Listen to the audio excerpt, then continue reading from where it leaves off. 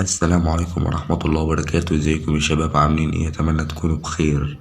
هنتعرف مع بعض على موعد مباراة اتحاد العاصمة الجزائري ونهضة بركان المغربي في نصف نهائي مباراة ذهاب بالكونفدرالية الأفريقية موسم 2023-2024. موعد المباراة يوم الأحد 21/4/2024.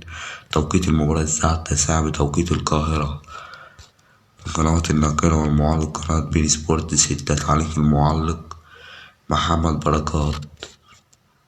ملعب المباراة ملعب عمر حمادي.